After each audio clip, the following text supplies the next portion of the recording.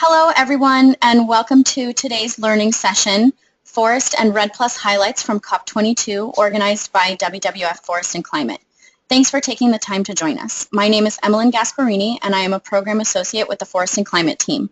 Our presenters today are Josefina Braña-Varela, Senior Director of Forest and Climate, and Karen Petersen, Policy Officer, both of WWF Forest and Climate as well. Before we begin, I'd like to go over a few logistics and some frequently asked questions. For those of you who have participated in past sessions, this will sound familiar, but yes, today's presentation is being recorded and you can find the recording within a few days on our YouTube channel. To get to the recording, simply go to youtube.com and search for WWF Forest and Climate. There are two audio options. You can listen through your computer or dial in through the phone number that was provided in your registration email.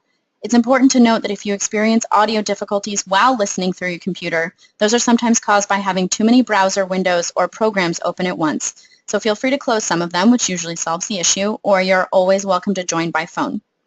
If you continue to have technical difficulties, please send me a message via the chat area or through the question function, and we'll try to get it sorted out. And questions are absolutely welcome. You can send your questions at any time during the webinar using that toolbar on your screen, and we'll answer as many as possible during our allotted time. After the webinar, you'll receive a link in your follow-up email with additional forest and climate resources from WWF, including a link to the YouTube channel where you can watch a recording of the session. Thank you again for joining us, and with that, we'll get started. Josefina, why don't you start us off? Thank you, Emmeline, and hello, everybody. Thanks for joining us today. Today we're going to be talking a little bit on the results of COP22 and if there are any highlights relevant for the forest and the land sector agenda. So let me start giving you a little bit of context. I think compared to last year's COP21 in Paris, the work that needed to be carried out in Marrakech faced a challenge to maintain the momentum and the sense of urgency. And I think it was a challenge because after the Paris Agreement was adopted, everybody was very happy and there was a sense of accomplishment. However, the challenge was that there's still a lot of work to do to operationalize the Paris Agreement. If we take into consideration that we again broke the global records for the hottest years in last year, this COP was especially significant to move us towards climate action. So in any case, I guess COP22 was more of a roller coaster than expected. From the celebration of the Paris Agreement becoming international law in record time to the unexpected US election results and the usual twists and turns that the negotiations carry normally. The Marrakech climate talks were, I would say, an exciting step on the road to the operationalization of the Paris Agreement.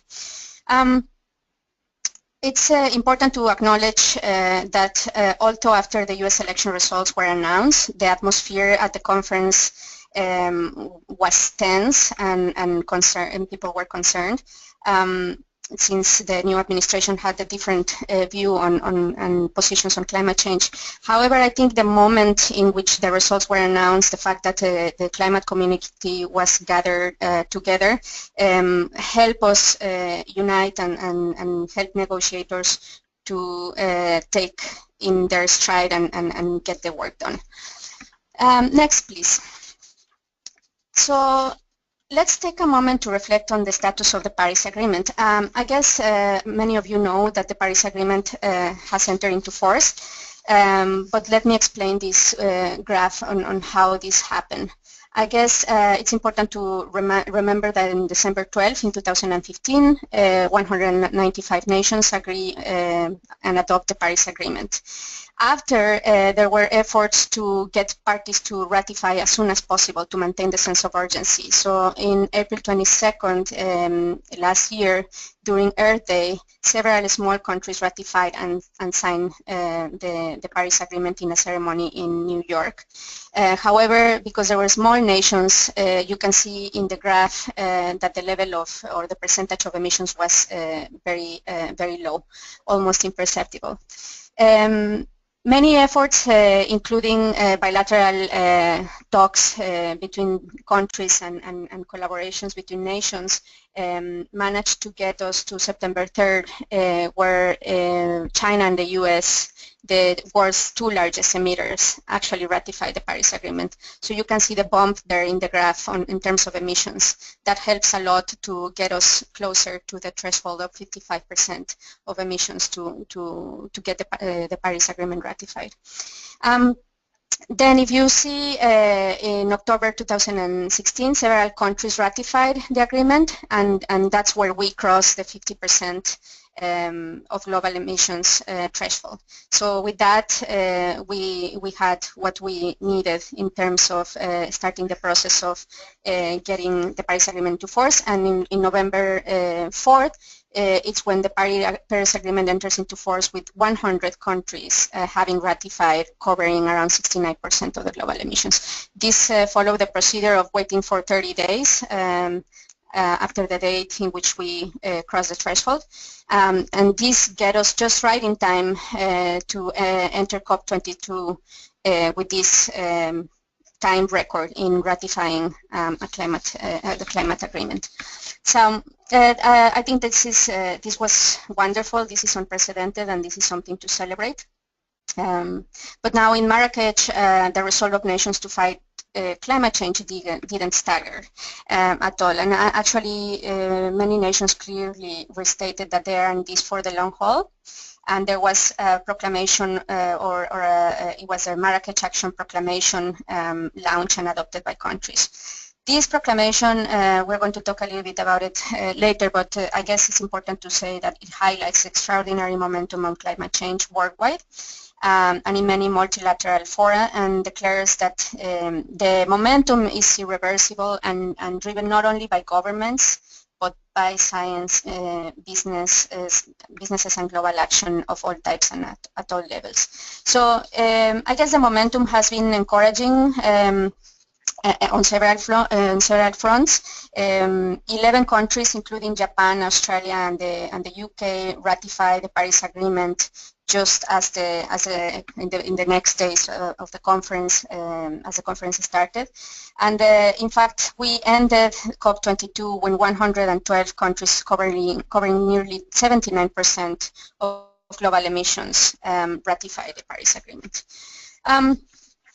So this is just to give you a context on how the political environment was and how countries were approaching the work in COP22. But now if we go to the next slide, we should move on to what actually happened at the negotiations. And just as a refresher, you can see here in the screen the main or the most relevant articles from the Paris Agreement for forest and land. First of all, you see in the top of the tree Article 5, which it relates to forest and land. We have discussed this in previous webinars, but just as a refresher, the Paris Agreement included this standalone article that states that all parties should take action to conserve and enhance sinks and reservoirs of emissions, and makes explicit of greenhouse gases, and makes explicit reference to forests. This article also encouraged parties to take action and to implement and support REDD+, as well as joint mitigation and adaptation approaches. And mentions explicitly results-based payments, which is a key incentive for countries to keep moving forward to phase 3 of REDD+. I guess it is important. This was a very important development for forests in the climate regime. I guess the result is that REDD+ is formally recognized, as well as the contribution of forests is recognized in the fight against climate change, and it's a good foundation to continue our efforts post-2020. Now, the other articles that you can see in next to the tree are the articles that are that have elements or that have the potential to impact the forest agenda and forest and land agenda. So these articles are the ones that we have to keep track of as negotiators move forward with the negotiations, and as they develop the guidance and methodologies that are going to be helping us implement the Paris Agreement.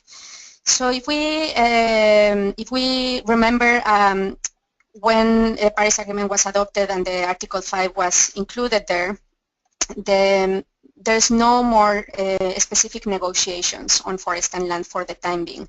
Right now, negotiators are moving forward with the broader elements of the climate architecture, and there hasn't been explicit, like in the previous decade, we always have like a working group dealing with all forest and land issues. Now the agenda becomes a little bit more complicated because we have to see the different pieces or the different highlights or relevant elements in all these other discussions. Next slide, please.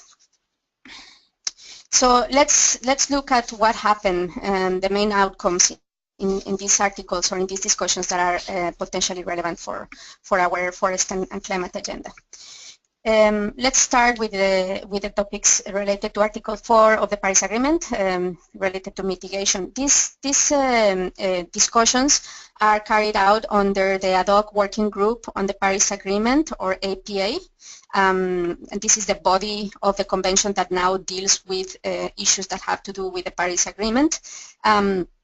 This slide refers explicitly to Article 4 in relation to NDCs, to the nationally determined contributions.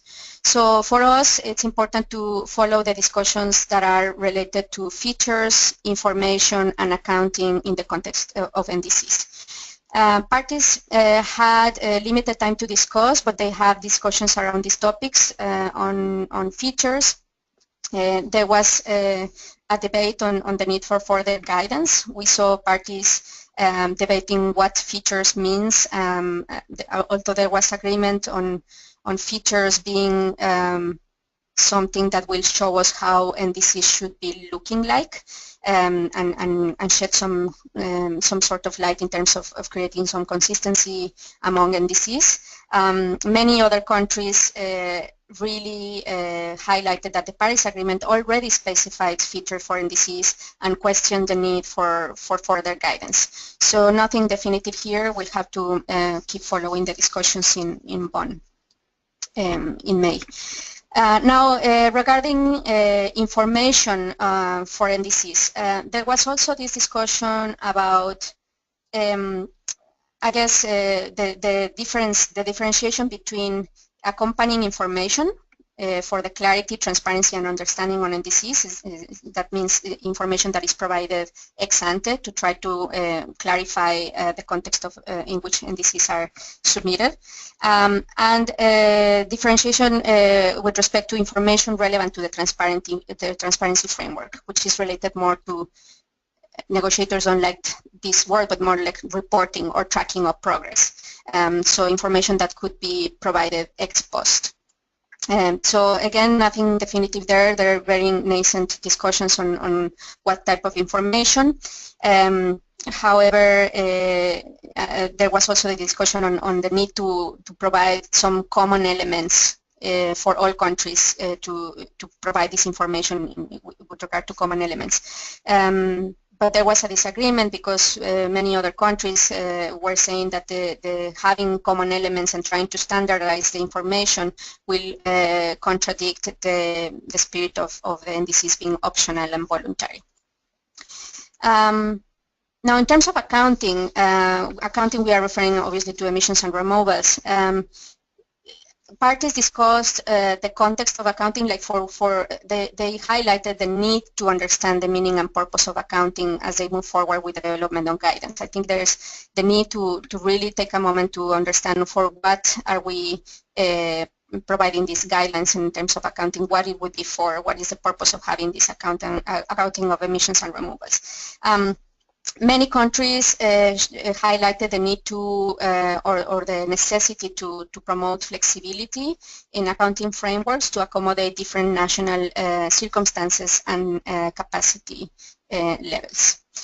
So I guess these are the three issues that for us are important, because eventually, as the negotiators move forward with the discussions, we will have to see if there are any gaps or any need for us to incorporate any elements that are particular for the forest and land sector. for the time being, the agreement among parties was that there's going to be a call for submissions in the first semester of this year, and there's going to be a roundtable hopefully held in Bonn in May later this year. Next slide, please.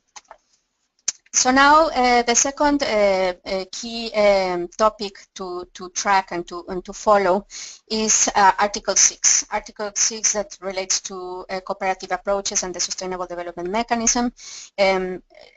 It's while the Paris Agreement established the cooperative approaches and the work under the Sustainable Development Mechanism, the mandate was sent to SOBSTA, which is a subsidiary body on technical on scientific and technological advice, to continue the work on this issue. So you will find this under SOBSTA and Agenda Item 12.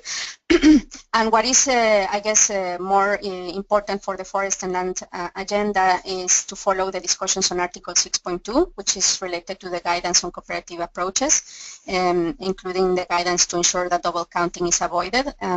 Many of you would remember that the Article 6 also talks about ITMOs, or the internationally transferred mitigation outcomes. So it's important to understand how the cooperative approaches will work and how would be creating a system that will avoid double counting and promote environmental integrity. Article 6.4 that relates more to rules, modalities, and procedures for this mechanism established by the Paris Agreement to contribute to mitigation and support sustainable development is also under discussion at the moment. And the Article 6.8 and 6.9 that refers to the framework on non-market-based approaches was also discussed. However, the discussions were very limited. There was no important conclusions moving forward, but the parties agreed to have a call for submissions related to these issues by March 2017, and they will also have a roundtable discussion in the intersessional in Bonn in May. Next slide, please. So Article 9 of the Paris Agreement related to finance. I have to say that there was not a lot of discussions. This topic is currently being discussed directly under the COP, the Conference of the Parties, and it is regarding the initiation of a process to identify the information to be provided by parties regarding the financial resources and support. You can find it as Agenda Item 10. There was really not much time for parties to discuss on this. However, there was progress in the sense of agreeing to have a roundtable discussion again in Bonn in May, and they have requested the UNF Triple C Secretariat to prepare a summary report, and as well as they have agreed to continue work at COP23. Sorry. So there has been little progress on scaling up long-term finance beyond what is already set out in the 2020 100 billion roadmap. We know that there remains a finance gap, in particular for adaptation. And I think one key positive point to highlight is that donors pledge more than $50 million US to the capacity building initiative for transparency. So there's some developments there. Next slide, please. Finally, this last article of relevance for forest and land is related to the transparency framework. And here, just a reminder that the transparency framework relates to both transparency of action and transparency of support. So it also relates to tracking progress towards our financial goals. So these discussions are carried out under the APA, and it's in relation to modalities, procedures, and guidelines, or as parties are calling it, MPGs. and you can find this as an agenda item number 5. What happened is that the negotiators carried out initial discussions on how to move forward to start setting up the transparency framework. And you can see in the informal notes that have been posted in the website that the parties agreed on a sort of work plan. But if you see the document, you will realize that it's mainly how parties agreed on certain elements to organize and guide future work. For example, certain principles about the need to have in participation of all parties, recognition of urgency, etc. So it's less as a more conventional work program with milestones, but more like some principles that will guide future work. And then parties also agreed to have a call for submissions that then these submissions will help to carry on the discussions on a workshop later this year. So these are the main developments within the negotiations and what we saw, how the discussions evolved in COP22. Now, if we go to the next slide, I would like us to move to the discussion on what happened outside the negotiations. As many of you may remember, since Lima, we've been having this outside track of the negotiations, which has been recognized with several different names. From Lima to Paris to Marrakech, we have the Lima-Paris Action Agenda, then the Global Climate Action Agenda, and then now in Marrakech, what we have is parties agreeing to launch this Marrakech Partnership for Global Climate Action. As many of you may remember, in Paris, the Paris Agreement determined that there has to be 2 high-level champions named that will help us maintain the sense of urgency and momentum, as well as to catalyze climate action and to support all the sectors that are willing to step up and catalyze climate action. And this has to do not only with governments, but also with non-state actors. So the high-level champions that were named was Minister Hakima El Laitier from Morocco, and Ambassador Laurence Toubiana from France. So we have these 2 high-level champions conducting or leading the climate action in parallel to the negotiations. And I think the important highlight is that there was agreement on an objective, on a common objective moving forward through this Marrakech Partnership for Global Climate Action, which is catalyze and support climate action by parties and non-party stakeholders in the period from 2017 and 2020. So this still responds to the previous discussions on their workstream 2. If you remember a year ago and 2 years ago on the need and urgency to accelerate pre-2020 action.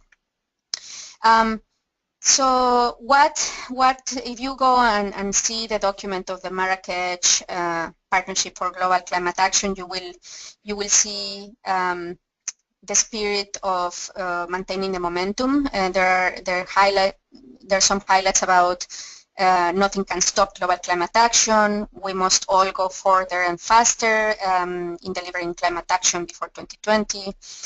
We must bridge the emissions gap and ensure adequate adaptation through scaling up support and investment in climate solutions. And it also mentions that the momentum created in the lead-up to Paris among public and private entities in mobilizing financial resources for climate action continues to grow. And I think this is important because this Marrakech Partnership document highlights the key role that private entities or non-state actors have and can play in assisting governments, not only to catalyze climate action, but in particular in a specific in assisting governments to translate NDCs to investment. I think the terminology uses into investment-ready vehicles, as well as to scale up investments in infrastructure and policies, etc. So this Marrakech Partnership for Global Climate Action set or formalized, I guess, this outside track of the negotiation that has more to do with all the groundswell of climate action that is occurring in the margins of the negotiations that we need to have, and we need to accelerate, and we have to showcase. So I think it helps to give the mandate until 2020 for this agenda to keep moving forward. Now, if you see the document, you will find an annex that contains a common vision to accelerate action together, and this pretty much establishes more or less how this agenda will move forward. So the high-level champions will continue to convene state and non-state actors to enhance collaboration. They will promote the showcasing of successes to promote greater ambition.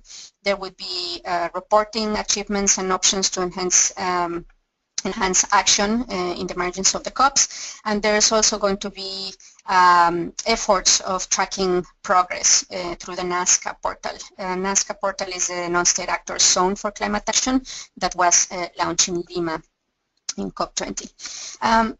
You can find all these documents in the UNF Triple C, but I think it is important because it helps, in my opinion, connect the world of negotiations with the real world and what is actually happening in reality. So if we go to the next slide, I just want to give you some highlights of what happened in Marrakech regarding this climate action. The same as in Paris and in Lima, there were pillars, thematic pillars that showcase progress and highlights on what is happening in the different sectors. So we have the Forest and Climate Action Day. This was the first event of the Climate Action Agenda that took place in Morocco, in Marrakech. It was held on November 8th and included a showcasing event and a dialogue. But instead of talking, I guess if we can play a very, very short clip from it's a video that was produced by the Climate Action Agenda organizers, and we can look at it. Thank you.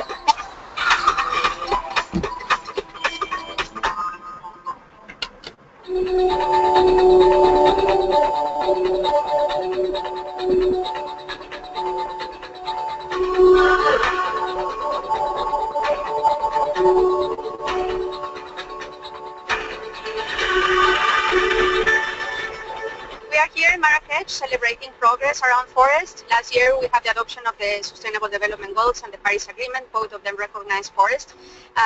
But however, we still haven't solved our problem. We still are losing forest by the minutes. We need to take action, and we are hoping that the climate action will be the platform to bring together state and non-state actors to achieve our common goals of halving deforestation by 2020. Tropical Forest Alliance 2020 will see an announcement coming on November 16 on a very important action, multi-stakeholder in government, civil society and business owned, to develop the palm oil sector sustainably in West and Central Africa. Deforestation is still a very big source of emissions affecting climate change. However, it's one of the areas where we can see a lot of progress already happening in emissions being reduced, in many countries already having zero deforestation, so it's one of the areas where progress can be achieved faster.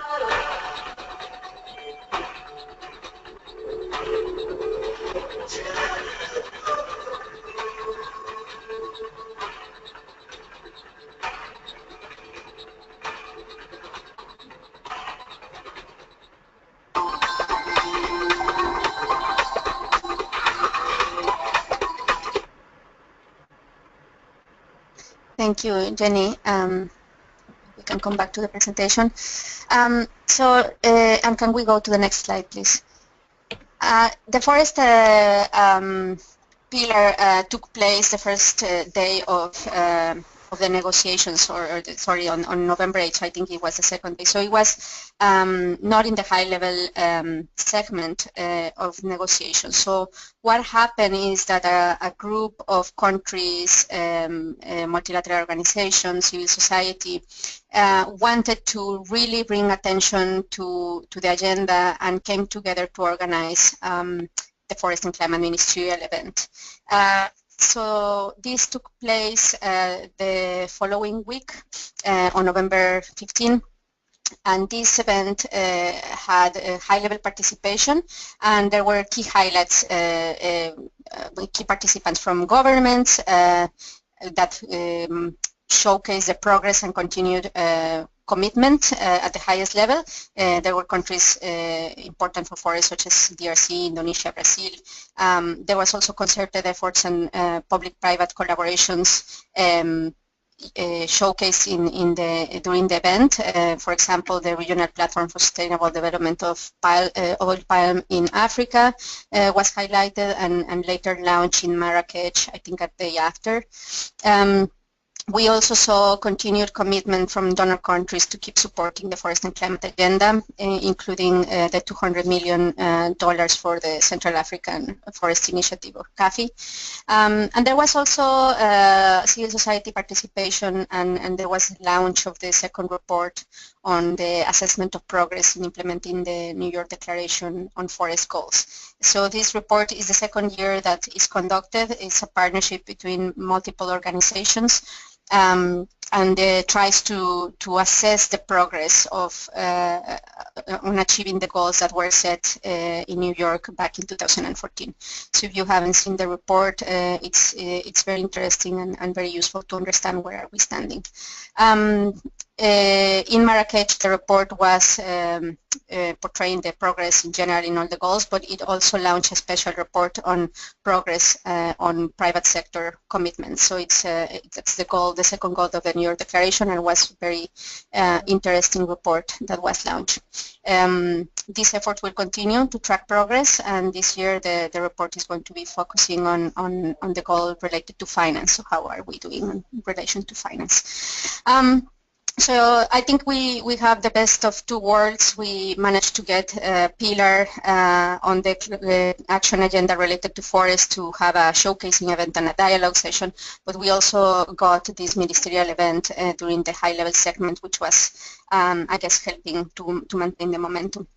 If we can go to the next slide, please, just to finalize, I think I would just want to say that from COP21 to COP22, there was, you know, the challenge of continuation of the momentum and the commitment.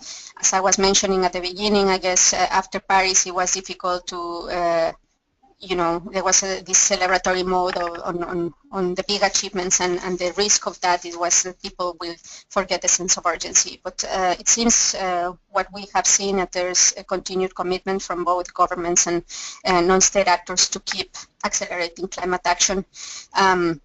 We still know that it's not enough, and that more commitments and more action is needed. But I think the momentum is irreversible, and the world is moving to low carbon, to a low carbon development. So hopefully we will continue to see more leadership.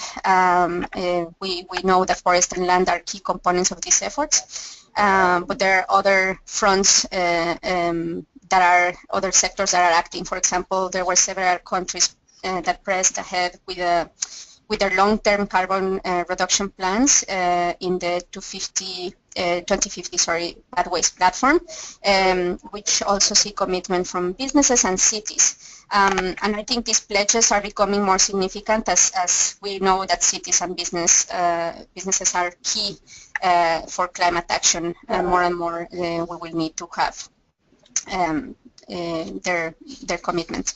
So anyway, I think while COP21 was a hard act to follow, this round of negotiations did what it needed to do in terms of setting out the timeline to agree the rules of the game by 2018. These rules will guide the implementation of the Paris Agreement, including transparent emissions baselines and the very important 5-year cycle to toughen the targets, this NDC cycle, right? So one last thing that I want to highlight is a key development, which was the process for the 2018 facilitative dialogue. This facilitative dialogue will be convened in 2018 to take stock of the collective efforts of parties in relation to progress towards the long-term goal in Article 4.1, in general, our long-term goals in Paris. And this dialogue will inform the preparation of the next NDCs. So that momentum is key, and it's very important because it's the last time that we will have an opportunity to influence more ambitious and stronger NDCs. Pretty much is our last chance before 2030, and so that's why this dialogue is so important, and it will also be the previous step to the global stocktake that will take place in 2019. It is important for this community to think how forest and land can be part of this 2019 facilitative dialogue, how we can make sure that forests are included there and that can be taken into consideration. Anyway, as I was saying, lots of progress, continued momentum, but we are not there yet. We need to keep pushing for rapid and deep emissions reductions, along with preparing for worse climate impacts that are all these actions will be essential in the months and years to come. So thank you so much for connecting to this part of the webinar. We are not done yet. We have a bonus, very short presentation, so I leave it for Karen to continue. Thank you, Josefina. I am going to switch gears a little bit here to present a new document that the WWF Forest and Climate team will be publishing soon. Next month, we will release a new version of the REDD+ maps that were originally published in 2014. These maps visually illustrate the UNF Triple C articles and decisions related to REDD+ in an attempt to present all of the relevant decisions within one user-friendly document. Decisions related to REDD+ have taken place within the UNF Triple C over the course of a decade, with the first decisions made at COP13 in Bali. So that can make it very difficult to really comprehend what REDD+ in its entirety. It makes it challenging to understand how the various decisions are related and how taken together they form REDD+. So the purpose of the maps is to pull all of the decisions into one place to serve a complete reference of REDD+ decisions for anyone working within the REDD+ framework, from planning to finance to implementation. I will run through explanation of what the new version of the maps will look like. But please note that the slides presented here are still in draft form. We are in the process of making some edits and changes. So on the next slide, you can see the table of contents. And this just shows how the maps are organized, with each of the white boxes representing a distinct map contained within the document. In the document, the relevant REDD+ decisions are grouped by subjects like MRV, safeguards, and finance. Starting with map 1, which is labeled with the number 1, we start with general commitments of support, which outlines overarching decisions related to supporting REDD+, and move around to addressing the drivers of deforestation and forest degradation in map 2. And then, as you see, all of the maps 3 through 8 on the right-hand side of the page outline requirements for assessing results-based finance, like establishing a national strategy plan and reference levels, for example. And then if you keep going, we go through a series of other maps, finalizing with a map that outlines the most recent decisions on REDD+ that were made in the Paris Agreement. The maps are grouped this way to help the reader make the most sense of the relevant REDD+ decisions and to most clearly display connections between decisions. Now, on the next slide, I will present a couple of the maps to give you a sense of what the maps will look like and how they can be used. So on this slide, here it is. This is an example of one of the maps, and this particular map portrays the decisions related to national strategies or action plans. A country or institution who is interested implementing, supporting, or financing REDD+ can refer to this map to learn more about what the REDD+ requirements are that relate to national strategies. I will briefly walk you through it to illustrate how the maps are organized. In this map, the central topic is in the red box. It may be more purple on your screen. From there, you can see that a number of boxes are linked to that central box. The orange box below it, for example, contains the general COP decision related to national strategies. So in this case, that reads, developing country parties aiming to undertake REDD+ activities are requested to develop a national strategy or action plan. Throughout the maps, these orange boxes present these general decisions which established the basic framework for REDD+. From there, if you continue down to the first dark blue box, you can see guidelines for developing country parties are grouped together on the bottom half of the page. Throughout the maps, we have attempted to create some consistency in the colors to help guide the reader as much as possible. So throughout the maps, for the most part, the blue boxes are outlining guidelines for developing country parties in terms of how they can implement REDD+. Among other information, the blue section of the map can be referenced in order to gain a better understanding of what a developing country needs to include within its national strategy in order to meet the requirements of the UNF Triple C. For example, they must address the drivers of deforestation and address land tenure issues, among the other requirements listed in the boxes on the right-hand side at the bottom. Where relevant, each of the maps also contains information on how the central topic is related to obtaining finance for REDD+. You can see this information in the boxes in the upper left-hand corner. On the next slide, please, there is another example of a map. This is the National Forest Monitoring Systems map. Similarly to the previous map, you will note how this map displays the connections between the relevant UNF Triple C decisions related to this particular topic. Throughout the maps, we also included labels for common topics such as the info hub, safeguards, and results-based finance. These green boxes are intended to help the reader easily locate common topics throughout the maps. Furthermore, you'll note that the majority of the boxes contain citations for the COP decisions they're referencing, so you can refer back to the original UNF Triple C documents for additional context. And the majority of the text in the maps is taken verbatim from the official COP decisions. The final version should be published next month, so please keep your eyes peeled for an email announcing the release. And then I think Emmeline will take it from here. Great, thank you, Karen, and thank you, Josefina. Next slide, please. So it is time for our question and answer section. I do have a few questions from participants, but if you would like to send questions about, either COP22 or our REDD maps, you're welcome to do so now. I do have some questions to start us off with, but we've got about 15 more minutes to grill both of these very informed presenters. So this is a great opportunity for participants to ask their questions now directly. The first question I'm going to ask is probably, at least in some level, on everyone's mind, which is directed at Josefina, and asking, do you think the U.S. election results will affect global momentum around these international climate agreements? Thanks, Emmeline. That's, I guess, a question that, as you said, is in everybody's mind. And as I mentioned, when we were in Marrakech and we heard the election results, everybody was tense and the atmosphere was somber and there was some concerns. However, I think what we have seen is that the momentum is not only within governments and that the climate action can happen at different levels and with the help of different actors. So from my point of view, the best moment to get the election results was in Marrakech because it allows the climate community to unite and to regroup and to show that the momentum is irreversible.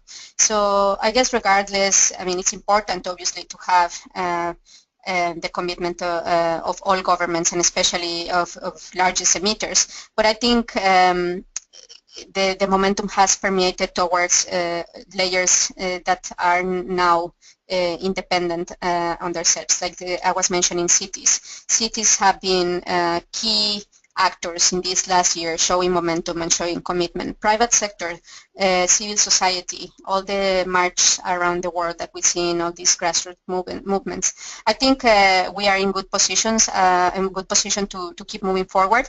And I was also mentioning that just, I guess, after the US election results were announced, major economies came forward with their ratification of the Paris Agreement, such as Australia, the UK, and Japan. So I think the world recognizes that this is a problem, that we have to transition towards low carbon development, and we are no longer living in a world in which governments are in the driver's seat. I think we live in a more complex context in which we are going to see climate action happening at all levels and at different sectors. Thank you. Can you tell us a little bit more about the facilitative dialogue in 2018? Are there specific actors who are going to be able to have input in that? I have a specific question about the NASGA. Or will NASGA actors be able to have input into that facilitative dialogue? Sure, thank you for that question as well. I think for us, we are seeing this facilitative dialogue as a key momentum. This was included in the Paris Agreement. The majority of people are talking about the global stocktake, which is when we are going to be assessing the level of effort, or where are we with the next round of negotiations in contracts with the science, and to assess if we are going in a better pathway than we are before. Because as you know, many of reports assessing the impact of current NDCs will take us into a pathway of 3.5 to 4 degrees instead of to a pathway of 1.5 or 2 degrees. So we need more ambitious NDCs, we need more action. So the global stocktake in 2019 will allow us to do these contracts again. But previous to the global stocktake, the Paris Agreement established that we have to have this facilitative dialogue to be convened in advance of the global stocktake. So in that facilitative dialogue, we're going to be taking stock of the collective efforts of parties in relation towards achieving our long-term goal, and this global stocktake should be informing the next round of NDCs. That then will be used for the global stocktake. So it's a little bit wonky and complicated, sorry for that, but we see this as a huge moment because given that the NDCs have 5-year cycles, if we don't use the facilitative dialogue to influence and to have really an impact on the next round of NDCs, we lose the opportunity to influence any NDC until 2030, which is the next cycle in which we will be able to influence. So it's major because we're pretty much losing 10 years of potential influence.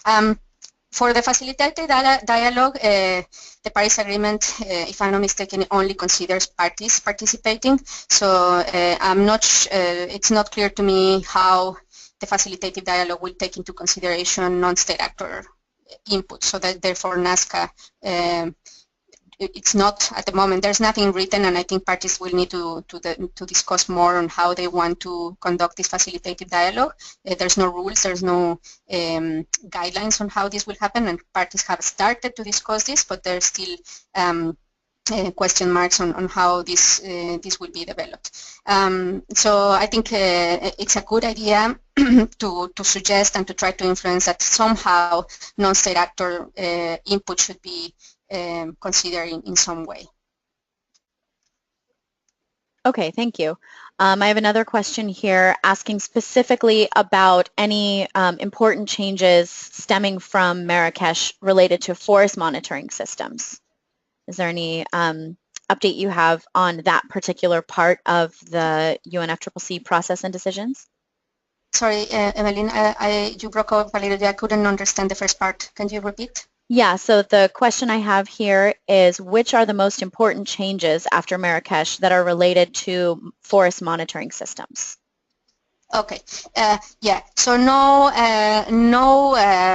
decisions yet that could be affecting or relevant at this point. I guess in Marrakech what parties were doing was regrouping and trying to set up a work program moving forward to finalize the rules and modalities and guidance that is needed to implement Paris. So there's nothing at the level of a specificity of this question that will that is ready yet. We need to wait and see. As I mentioned, there was no discussions yet in particular about forests, but we'll have to wait on, to see how the broader architecture evolves. So nothing yet.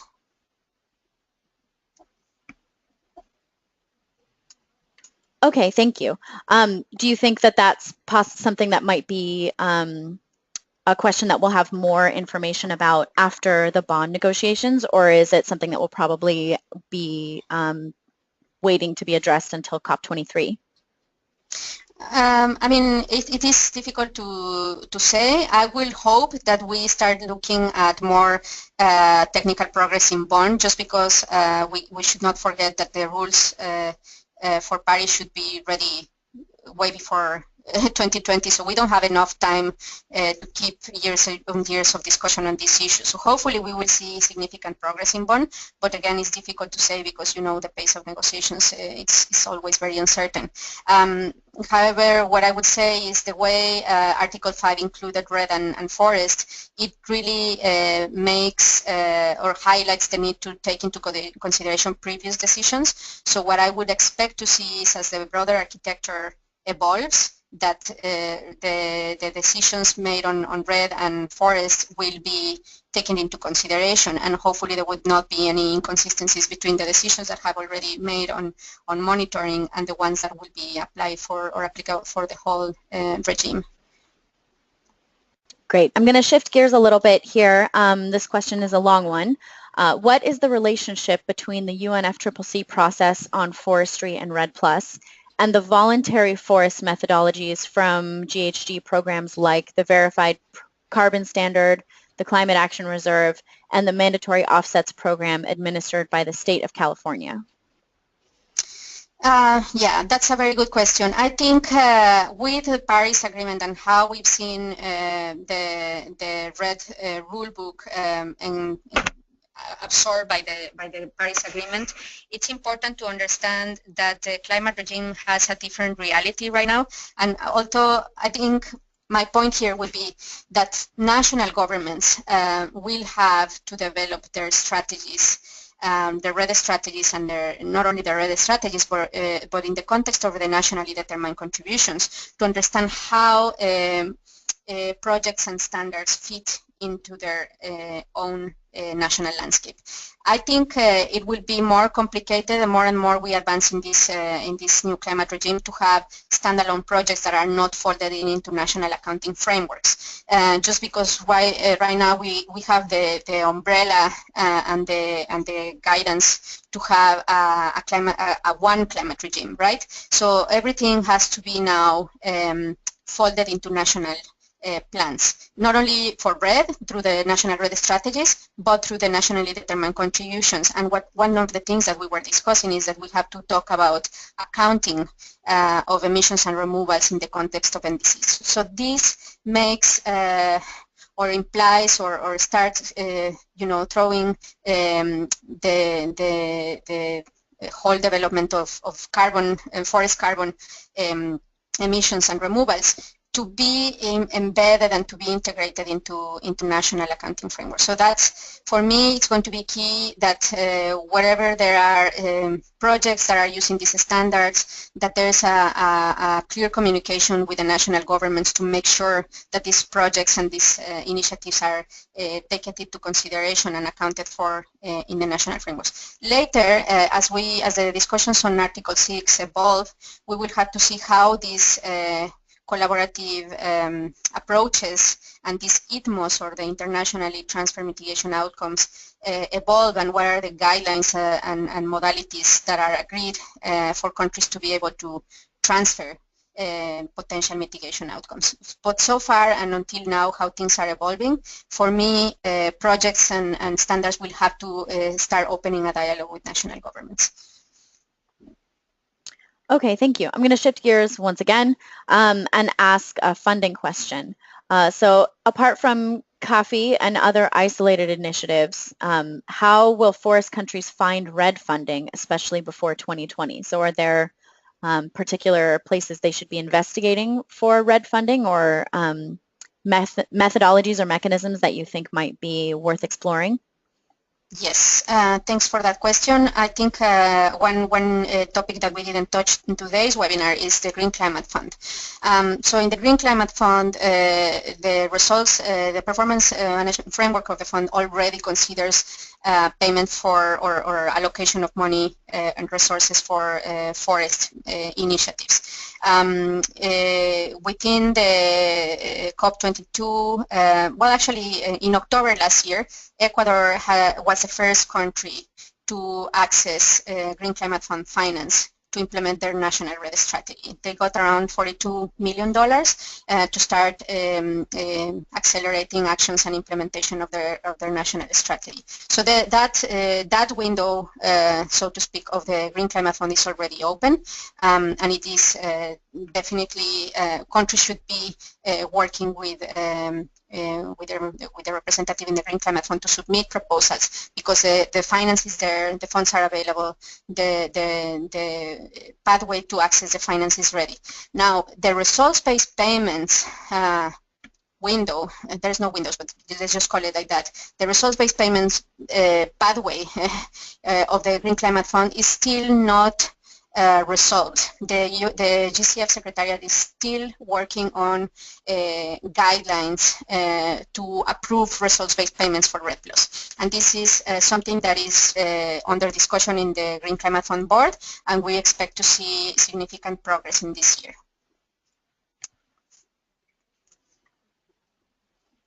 Okay, thank you. We do have about 5 more minutes if anyone else has a question they would like either of our participants to answer. I have one last one, unless I get any more.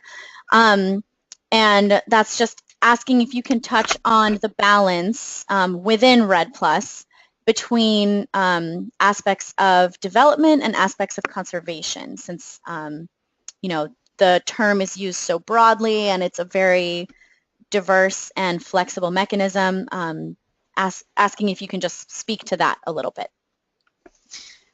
Yes, I think when we think about REDD, we normally, I guess one of the challenges with REDD+ is that when we hear REDD+, we just have a preconception and a notion of like a label of a mechanism, but we keep simplifying the complexity of the framework, which is why we were even discussing REDD in the first place, is because we want to reduce emissions from deforestation and degradations. So for that, you have to tackle the drivers of degradation and deforestation, and that is not a simple task. Very often, the drivers of deforestation and degradation are outside the forest sector. In many countries, we have illegal logging and we have, you know, firewood consumption, etc. But in many other cases, we have the expansion of the agricultural frontier or cattle ranching as a big driver of deforestation. So these issues are intrinsically linked to development, obviously. So REDD strategies need to be looking outside the forest and actually have a more comprehensive strategy on how there could be alternative livelihoods or how to make more efficient the productive systems in order to ease the impacts in the forest sector. So I think we've seen there's different models. I don't think there's one way to see REDD+ evolving in the countries. Many different countries have different drivers and they develop their strategy accordingly. One thing for me that was striking is when I saw the first RPPs or the readiness preparation proposals that countries were putting forward back in 2009, 2010, is that very seldom you would see countries talking about the drivers of deforestation. So this was something that has been corrected or has been evolving through the last few years, and we see more and more often governments trying to coordinate with other sectors. There's also the dimension of working with local communities and indigenous peoples, which are fundamental stakeholders for REDD+, because they are the forest dwellers. They are the ones that are closer to the forest and that are faced with day-to-day decisions on what to do to survive. So I think REDD+ is not only about forests, it's about alternative livelihoods, it's about economic opportunities and development. I hope that helps. Thank you. It does. We've actually come to the end of our time today, so we do have a few unanswered questions that I'll circle back to with our presenters to see about answering those possibly in a written form. But I want to thank both Josefina and Karen for sharing your expertise today with our community, and to thank the participants for joining us and sending in your very interesting questions. This is a topic that we're clearly all very engaged in, and it's exciting to see how we move forward. You'll all receive a follow-up email in a few hours with some additional resources that are specific to this webinar. And as Karen mentioned, in the coming weeks, we will be sending out the final version of the Mapping REDD document, so please keep your eyes open for that as well. Next slide, please. If you want to revisit this webinar or share it with colleagues, the recording will be up on the Forest and Climate YouTube channel in about a day or so, most likely tomorrow, possibly the day after. And you can also find recordings of previous sessions there for additional enrichment. Next slide, please. So thank you again for joining us, and we hope you all have a wonderful day.